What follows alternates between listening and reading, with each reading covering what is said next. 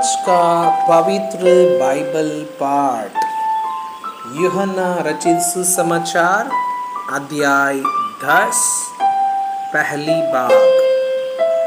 चरवाहा और भेड़ों का दृष्टांत।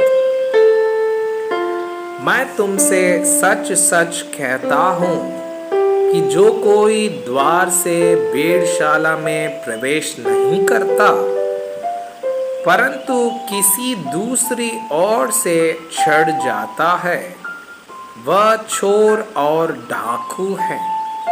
परंतु जो द्वार से भीतर प्रवेश करता है वह भेड़ों का चरवाहा है। उसके लिए द्वारपाल द्वार खोल देता है और भेड़ें उसका शब्द सुनती है और वह अपनी भेड़ों को नाम ले लेकर बुलाता है और बाहर ले जाता है। जब वह अपनी सब भेड़ों को बाहर निकाल चुकता है तो उनके आगे आगे चलता है और भेड़ें उसके पीछे पीछे हो लेती है, क्योंकि वे उसका शब्द पहचानती है। परंतु वे पराये के पीछे नहीं जाएगी परंतु उससे भागेगी, क्योंकि वे परायों का शब्द नहीं पहचानती।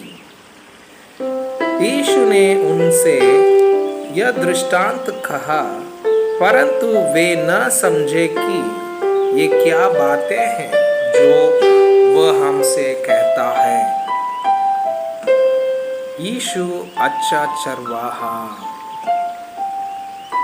तब यीशु ने उनसे फिर कहा, मैं तुमसे सच सच कहता हूँ, भेड़ों का द्वार मैं हूँ।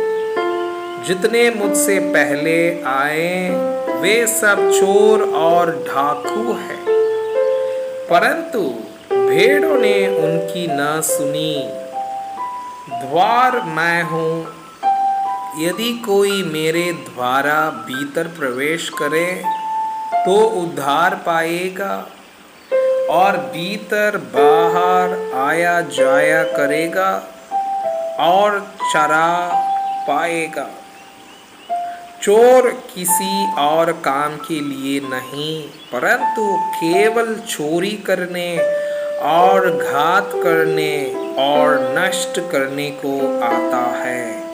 मैं इसलिए आया कि वे जीवन पाएं और बहुताई से पाएं।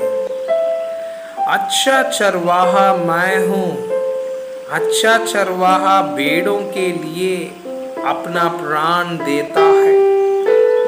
मजदूर जो न चरवाहा है और न भेड़ों का मालिक है, भेड़िए को आते देख भेड़ों को छोड़कर भाग जाता है और भेड़िया उन्हें पकड़ता और तितर बितर कर देता है। वह इसलिए भाग जाता है कि वह मजदूर है और उसको भेड़ों की चिंता नहीं।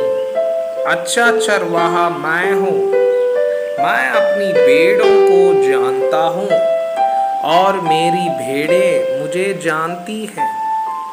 जैसे पिता मुझे जानता है और मैं पिता को जानता हूँ और मैं भेड़ों के लिए अपना प्राण देता हूँ। मेरी और भी भेड़ें हैं जो इस भेड़शाला की नहीं, मुझे उनका भी लाना अवश्य है। वे मेरा शब्द सुनेगी, तब एक ही झुंड और एक ही चरवाहा होगा।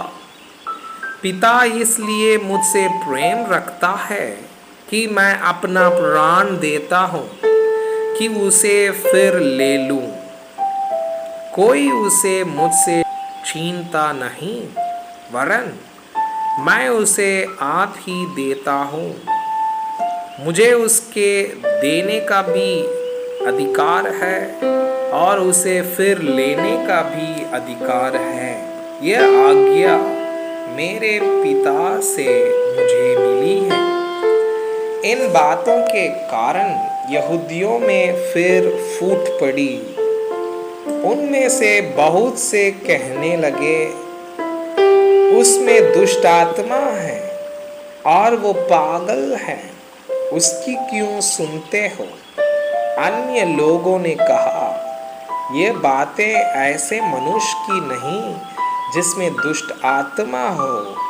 क्या दुष्ट आत्मा अंधों की आंखें खोल सकती है?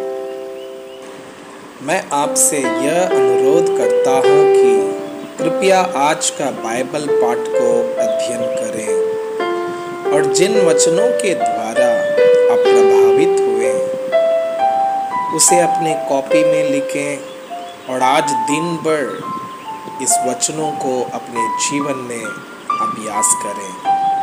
परमेश्वर चाहता है कि आप उनके समान सिद्ध और पवित्र बन जाएं। परमेश्वर आपको बहुताई से आशीष करें। आमीन।